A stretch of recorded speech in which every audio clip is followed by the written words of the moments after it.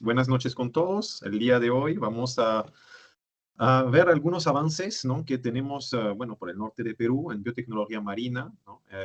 Explorando en particular las intersecciones, ¿no?, entre microbiología, biología molecular y acuicultura. Entonces, primero, ¿no?, para resaltar un poco la importancia de los productos acuícolas, ¿no?, en el 2020 se estimaba que entre el 15 al 18% de las proteínas animales consumidas por la humanidad son de origen acuáticas, ¿no? Y que más o menos la mitad de estas son producidas ya por la acuicultura, ¿no? Y se prevé que finalmente la acuicultura vaya reemplazando progresivamente la pesca, ¿no? Para el 2030. Ya estaremos a más de la mitad. En el Perú, la acuicultura peruana se caracteriza por cuatro especies principales, ¿no? La trucha, que es la más producida, ¿no?, pero que es principalmente consumida a nivel nacional, y luego el langostino y la concha de abanico, ¿no?, que son producidos por el langostino en la costa norte y por toda la costa desde Sechura hasta Ica, ¿no?, por la concha de abanico, que son principalmente productos de exportación. Y también tenemos la tilapia, que está principalmente por la región Amazonas, ¿no?, o sea, la Amazonía, y también ahorita colonizando la costa peruana poco a poco. Entonces, si hablamos de microbiología, ¿no?, primero quería retomar, ¿no?, que finalmente la microbiología hablamos de todo lo que es a un nivel micro, de micra, ¿no? Por lo que es, por ejemplo, bacteria, estamos hablando de 2, 3 micrómetros, los virus todavía son más chiquitos, ¿no?, que son entonces mucho más pequeños que las células animales o vegetales, ¿no?, que todavía pueden ser vistos por microscopía a luz normal, ¿no? Entonces, es muy importante ese aspecto porque finalmente, ¿no?, cuando no se pueden ver las cosas, tenemos que ver cómo finalmente las podemos analizar. Entonces, la microbiología es un aspecto fundamental, ¿no? Hay microbios por todos lados, en el agua, en el aire, en el suelo, en las plantas, sobre las pieles, sobre los animales, adentro de los animales. Y realmente hay una extrema diversidad de microorganismos, ¿no?, que cumplen un rol de reciclar nutrientes, de prevenir o de prevenir enfermedades, ¿no?, de cómo finalmente a trabajar también en los ciclos de se me fue la palabra, pero de todo lo que tiene que ver finalmente con la conversión de la materia orgánica y no orgánica, ¿no? Y sabemos que esos microorganismos, ¿no?, son presentes en las plantas, son presentes en los animales y que en función de el lugar, ¿no?, si es la piel, un intestino o la edad o el tipo de animal, el tipo de alimentación que tiene, esa microbiota, ¿no?, en la composición finalmente de esos microorganismos, ¿no?, que sea de la rizósfera, o sea, o de la filósfera, ¿no?, sobre las hojas, o de la rizósfera en las raíces de las plantas, hasta entonces intestinos o piel, o intestinos anterior, intestinos posterior, etcétera. Todo esto cambia y finalmente esos microorganismos tienen una importancia mayor en todo lo que es la fisiología de los organismos. Entonces, con tanta acciones, tanta diversidad de microorganismos, ¿no?, se espera que finalmente haya billones de microorganismos diferentes, ¿no? Y entonces, ¿cómo podemos evaluar, cómo podemos identificar, ¿no?, esa diversidad? Este, por ejemplo, es un ejemplo de una placa donde tenemos diferentes tipos de bacteria, ¿no?, que presentan un fenotipo diferente, ¿no?, en ese medio. Entonces, se podría decir que aquí hay, no sé, unas 20 especies diferentes.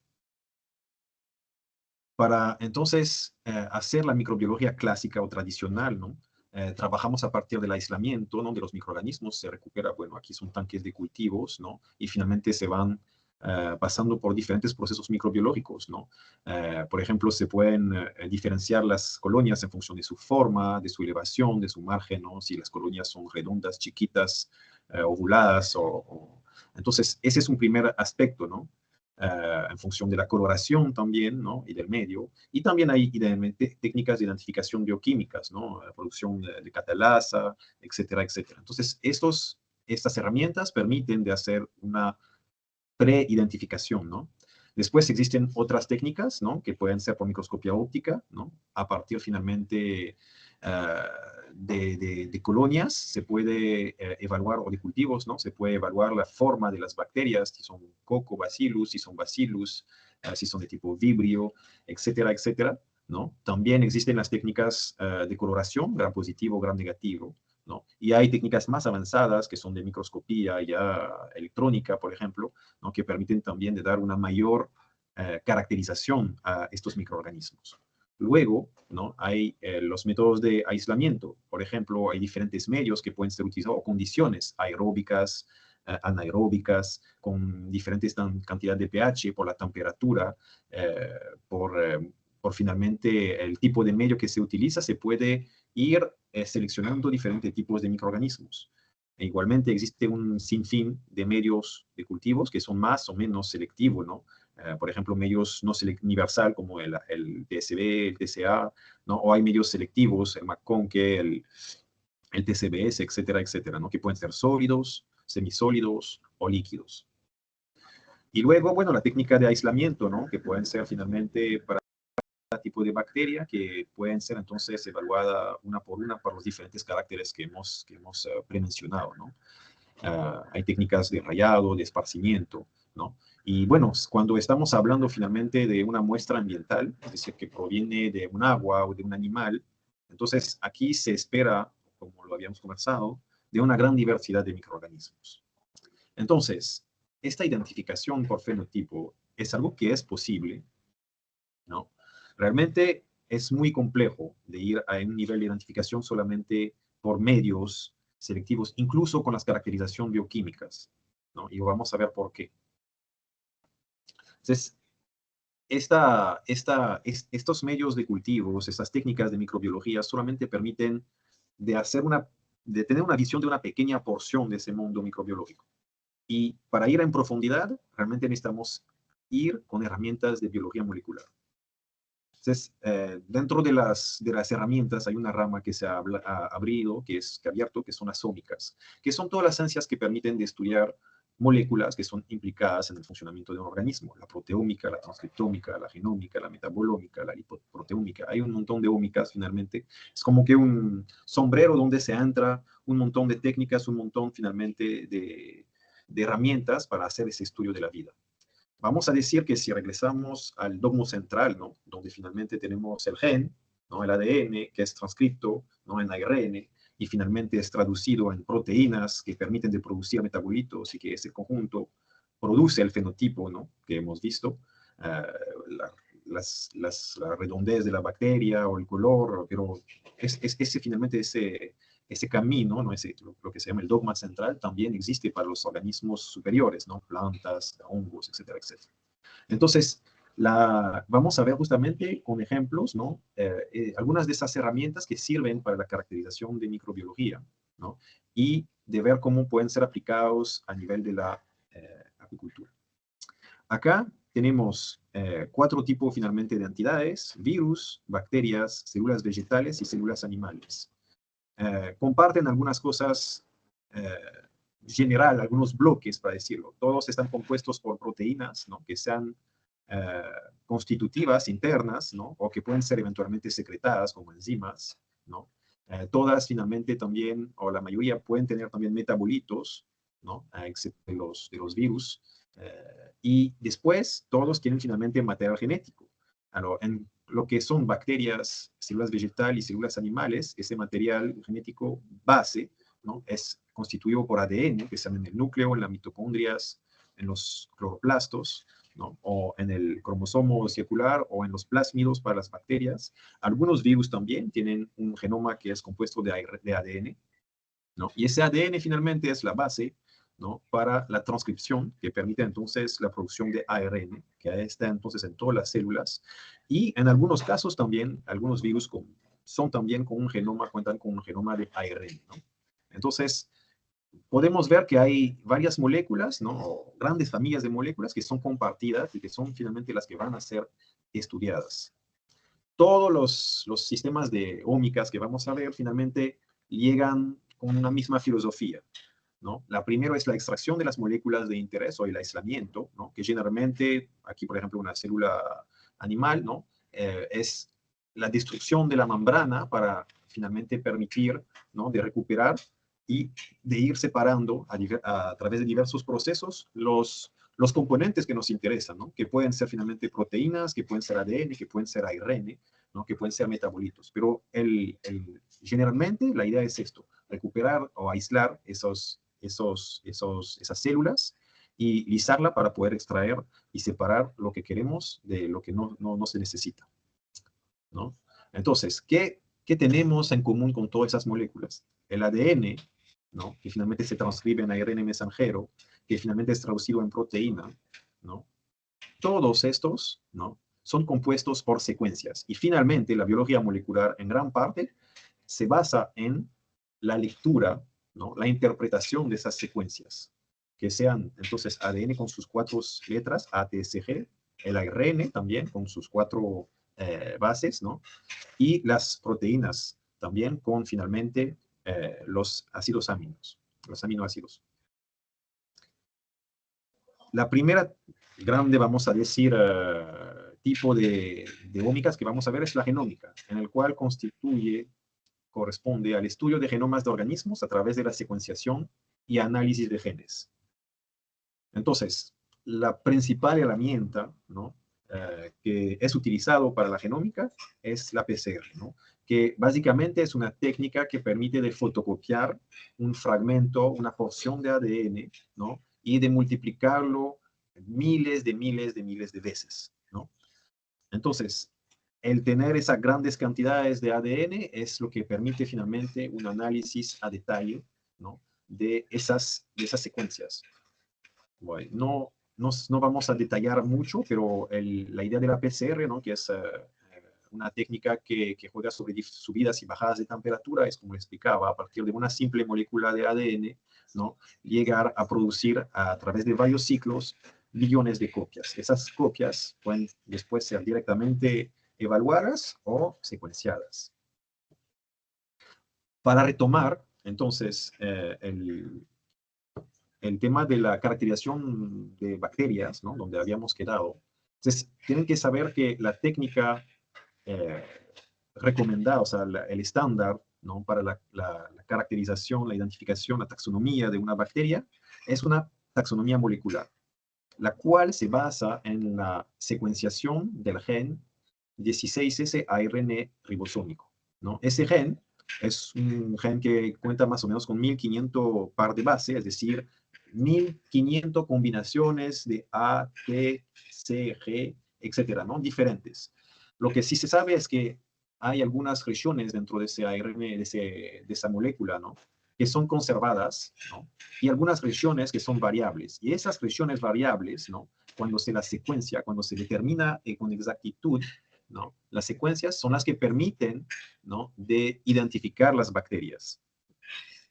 Entonces, bueno, para hongos, no, el gen que se utiliza es el gen ITS, no el 16S, pero básicamente se parte a partir de una bacteria, ¿no? De una célula, se va a hacer entonces una PCR, de lo cual se obtiene un amplicón, el cual es secuenciado y después de diversos trabajos de bioinformáticos se verifica entonces la calidad de la secuencia. Aquí, por ejemplo, tenemos una secuencia, ¿no? Que está relativamente limpia, y estas secuencias van a ser analizados por software y estos finalmente son los que permiten de decir, ok, esta secuencia que me estás sometiendo tiene, ¿no? Una similitud con, en este caso, Bacillus subtilis, la cepa TC1, ¿no?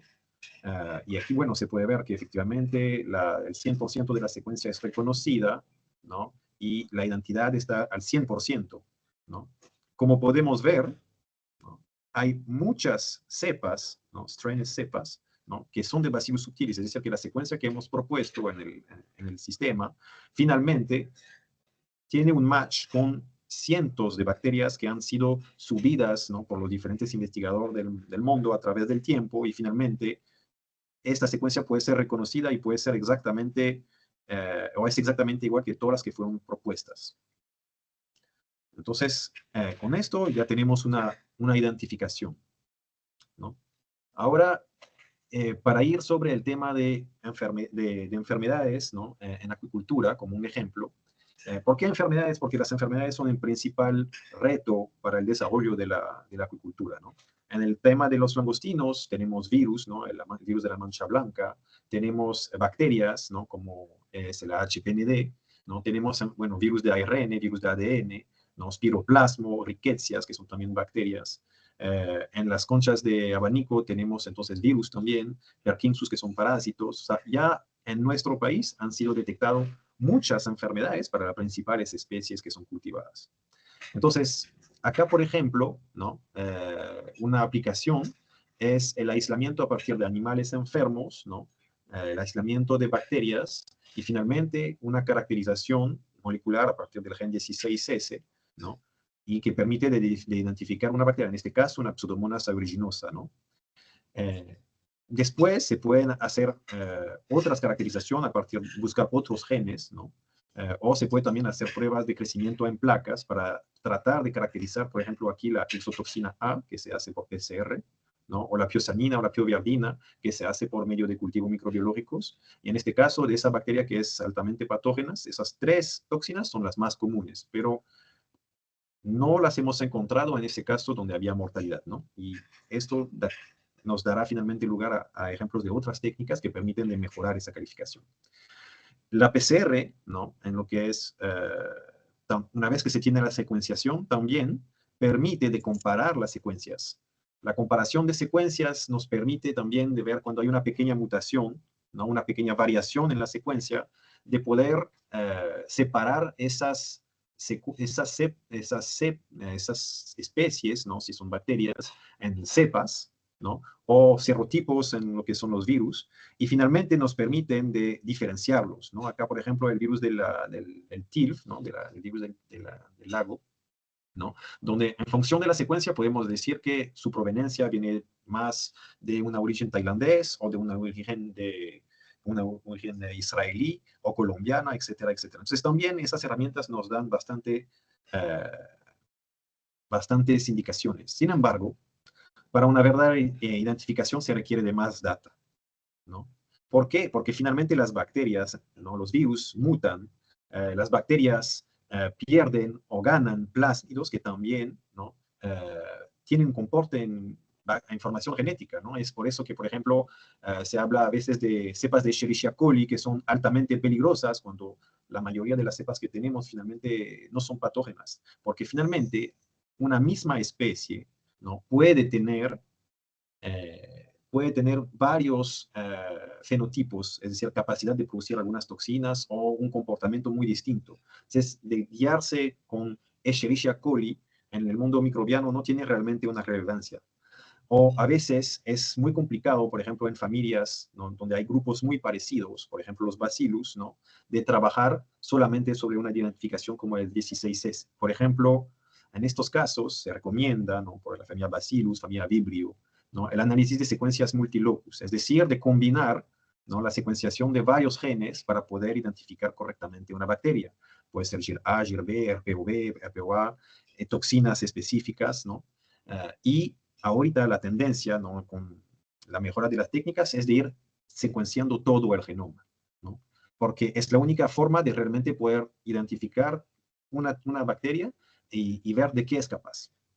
Ese, por ejemplo, es la secuenciación de un genoma de una bacteria probiótica que sirven moluscos, ¿no? Entonces aquí podemos ver que su genoma es de 4 millones y pico de par de base, ¿no? Cuando se hace el análisis bioinformático se puede ver finalmente qué son, ¿no? Las diferentes, o para qué codifican esos diferentes genes, ¿no? Se ve que la mayoría de los genes, por ejemplo, codifican para el transporte de aminoácidos acá, y que lo mínimo, por ejemplo, aquí, sería todo lo que son estructuras extracelular, ¿no? Y después se puede también directamente ver en algo que nos interesa, por ejemplo, metabolitos antimicrobianos, y comenzar a buscar. En este caso, esa información nos permite de decir, esa bacteria es capaz de producir 8 tipos de compuestos microbianos, y por eso finalmente es una bacteria probiótica interesante.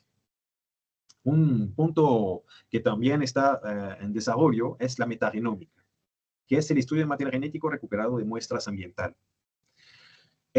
Como les comentaba, ¿no? En función de la edad, en función de la salud, ¿no? Todos tenemos, ¿no? Una microbiota que va cambiando, evolucionando, ¿no? Por ejemplo, acá un bebé que tiene, eh, que es alimentado al seno, ¿no? Con leche de seno o con una fórmula, va a tener finalmente una microbiota diferente que va a también evolucionar cuando ya pasa a comida dura, ¿no?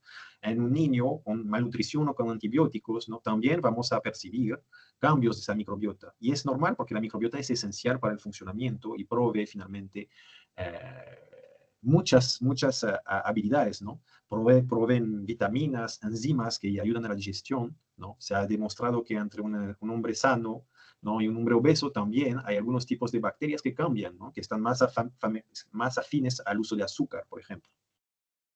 Entonces, la metagenómica, ¿no? Bueno, ya es una rama que ya tiene un poco más de 20 años, ¿no? Y la idea, ¿no? Era de justamente poder identificar todas las bacterias, ¿no? Que estaban presentes. Anteriormente era muy complicado, se tenía que realizar clonaje y secuenciación de cada clon, pero felizmente con el avance de la tecnología, ¿no? Entonces se ha podido sobrepasar esto. ¿Y por qué era importante? Porque de lo que podemos ver aquí en una muestra ambiental, ¿no? Se sabe hoy en día que o cerca del 99% de los microorganismos del medio ambiente son difíciles de cultivar o no son cultivables. Es decir, que cuando hacemos una placa de microbiología, lo que se ve es realmente una mínima porción, ¿no? Y en algunos casos, ¿no? Incluso cuando se piensa que hay muy poco, la verdad es que estas diferencias de colonias son muy engañosas. Aquí podríamos tener decenas de especies diferentes a pesar de que se observan dos fenotipos diferentes, ¿no? Porque finalmente los medios son a veces universales y entonces permiten una gran diversidad de microorganismos de multiplicarse. Entonces, la técnica de metagenómica, ¿no? Es una técnica que es independiente de cultivo, es decir, podemos llegar a partir de una muestra de biofilm y permite de ver genes taxonómicos o funcionales. Aquí generalmente lo que trabajamos es, o lo ideal es de comparar una condición normal, una normal, ¿no? O para ver diferencias entre muestras, ¿no? Un tratamiento con antibiótico, un tratamiento sin antibiótico. Pero siempre es la recuperación de la muestra, la extracción de ADN y un servicio o un paso de secuenciación masiva de todos los ADN presentes para luego llegar a un análisis bioinformático. Hay dos grandes tipos de metagenómica, ¿no? Hay la metagenómica dirigida, o meta-arbacoding o metataxonómica, como se llama, que es justamente de buscar, de amplificar la región 16S, ¿no? Y a partir de esto, de poder ver qué son las cantidades de bacterias en nuestra muestra, ¿no?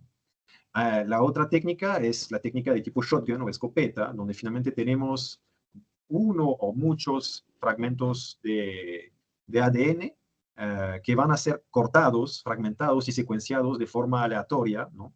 Y entonces esto nos permite también de ver eh, qué está presente en nuestra muestra. Pueden ser virus, bacteria, eucariotes, ¿no? Mientras que aquí estamos dirigidos a lo que es, por ejemplo, un gen 16S, aquí vamos a ver un poco de todo. E incluso podemos ver pedazos de genes que tienen que ver con el ciclo del nitrógeno o la resistencia a antibiótico. Y finalmente, eso permite también de poder asamblar los genomas. Un ejemplo de aplicación de metagenómica dirigida en peces, ¿no? Aquí teníamos unas especies que estaban enfermos, ¿no? Una seriola, y veíamos que los animales tenían lesiones, ¿no? Y también, bueno, para hacer bien, comparamos con peces que estaban alevines que serían sanos. Se recuperó la muestra, ¿no? Se hizo finalmente el proceso de amplificación y de secuenciación masiva para ver todas las bacterias presentes, ¿no? A través de la secuenciación de todos los genes de 16S presentes. Esa es una representación del gen, ¿no? Y aquí son las regiones variables. Y finalmente, eso es lo que pudimos observar. En nuestros peces enfermos teníamos la presencia de bacterias, ¿no? Las rojas y las azules, que estaban presentes fuertemente, Rhodococcus y Tenacibaculum, en el pez 1 y el pez 2 bien enfermo. En el pez 3, que tenían pocos síntomas, también estaban presentes, pero en menor proporción. Y en los peces sanos no se veían realmente estas dos especies, y al contrario, teníamos la presencia importante de bacillus, que son generalmente consideradas como bacterias probióticas o positivas a lo mínimo, ¿no? Estas cepas incluso podríamos después decir a nivel de especie, ¿no? Dependiendo de la técnica, y podíamos ver que finalmente era Tenacibaculum soleae, ¿no? Pero que había otras especies también de Tenacibaculum, Rhodococcus kishenji, que también era el principal, cuando había otros tipos de Rhodococcus. Y en los mucusano podíamos ver, por ejemplo, la presencia de Bacillus arabatae, ¿no? Y también de Tenacibaculum, ¿no? La misma que están patógenas, pero aquí no veíamos las especies que estaban presentes en los animales enfermos, sino otras especies comensales. Y bueno, después cuando se hace finalmente el análisis bibliográfico, se puede ir evaluando que efectivamente estas especies son conocidas por infectar otros peces que estaban al otro lado del mundo, ¿no? En la técnica de shotgun por metagenómica, ¿no? De escopeta, entonces aquí, como les comentaba, la idea es de recuperar una muestra ambiental, de fraccionar todos esos genomas y de ir secuenciando al azar, ¿no? O en función de los tamaños, esas moléculas. Y esto nos permite finalmente, ¿no? De tener entonces una idea de qué pueden tener. Si es un virus, por ejemplo, si hay virus de ADN, los vamos a poder ver. Si hay bacterias, arqueas, eucariotas, vamos a poder evaluarlo. Es también la misma técnica, ¿no? Que puede ser utilizada por una bacteria pura. Se recupera el genoma, se extrae el ADN, ¿no? Se lo fracciona y se hace una lectura de todas las secuencias y se reconstituye finalmente ese genoma, ¿no?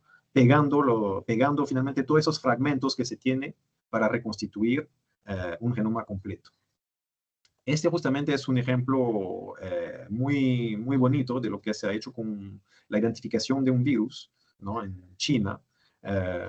Ellos han secuenciado una lesión y finalmente por análisis de secuencia, ¿no? Tenían esas secuencias homología con un iridovirus y entonces pudieron identificar y reconstruir el genoma completo de este virus, el SHIV, ¿no? Que ahorita, bueno, es un problema fuerte por allá. Pero entonces esas técnicas permiten de ir sin todo el proceso de purificación, de microscopía electrónica, directamente solamente con el análisis de secuencias. Pasando a la transcriptómica, ¿no? Entonces, bueno, si se recuerdan, ¿no? Tenemos el ADN, que finalmente es transcripto en ARN, ¿no? Que puede pasar por diferentes procesos y que es traducido. Entonces, aquí lo que nos va a interesar, ¿no? No es finalmente lo que está aquí a nivel de ADN, sino es la expresión, ¿no? O la cantidad de ARN que puede ser producido. En este caso, se extrae el ARN, se hace un paso para transformar ese ARN en ADN y, bueno, se puede utilizar una técnica de PCR en tiempo real, ¿no? La misma que se utiliza para pruebas moleculares de COVID, que son también técnicas que permiten de medir la cantidad de ADN que tiene una muestra a medida que va avanzando la PCR. Y eso nos permite finalmente de decir o de hacer diferencia entre un negativo y un positivo, pero también en función de la velocidad del despegue del positivo, podemos cuantificar relativamente, ¿no? Si es que teníamos mucho promedio o muy poco, ¿no? De ese ARN al inicio de la prueba, ¿no? Y para mostrarle, ese fue una evaluación de un producto a base de cobre que se hizo sobre una bacteria que forma biofilm, ¿no? Y donde finalmente poníamos diferentes concentraciones de cobre en el tiempo y medimos la expresión del gen QF, que es un gen que elimina el cobre, ¿no? O sea, el cobre entra naturalmente en la bacteria para matarla, pero la bacteria lucha exportando ese cobre al exterior. Y entonces lo que se veía es que cuando había, después de 20 minutos de exposición, ¿no? Si el control producía una molécula, ¿no? De una ARN, entonces se producía cerca de 3.000 veces más cuando estábamos a 300 ppm.